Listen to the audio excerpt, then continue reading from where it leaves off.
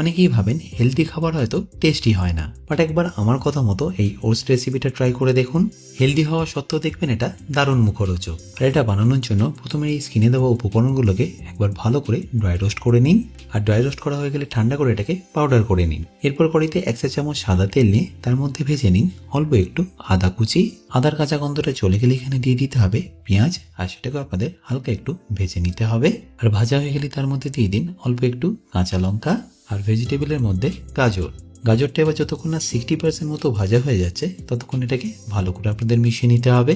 আর তারপরে দিয়ে দিতে হবে কুচিয়ে রাখা ক্যাপসিকাম, আর তারই সাথে রঙের জন্য হলুদ গুঁড়ো আর সামান্য একটু কাশ্মীরি লঙ্কার গুঁড়ো। তারপর এটাকেও একবার ভালো করে মিশিয়ে নিন। আর মেশানো হয়ে গেলে এতে দিয়ে দিন কুচিয়ে রাখা টমেটো আর তারই সাথে স্বাদ মতো নুন। আর টমেটোটা হালকা একটু কুক হয়ে গেলে তাতে দিয়ে দিন ওটস। এবার এই ওটসটাকে আপনাদের সব ভেজিটেবলের সাথে ভালো করে একবার মিশিয়ে ভেজে নিতে হবে। আর তারপর ভাজা হয়ে গেলে তাতে দিয়ে দিন পরিমাণ মতো জল। আর জল দেওয়ার পরে ফ্লেমটাকে মিডিয়াম করে ঢাকা দিয়ে আপনাদের কুক করে নিতে হবে 10 থেকে 12 মিনিট মতো। বাট মাঝে মাঝে কিন্তু অবশ্যই একবার এটাকে মিশিয়ে নেবেন, নাহলে কিন্তু নিচে লেগে যাওয়ার একটা সম্ভাবনা থেকে যাবে। আর এরপর এটা যখন অলমোস্ট রেডি হয়ে আসবে তখন এখানে দিয়ে দিন গ্রিন পিস আর তার সাথে হোমমেড ভাজা মশলাটা। ব্যাস তারপর ফাইনালি এটাকে ফিনিশ করুন অল্প একটু ফ্রেশলি কাট ধনেপাতা।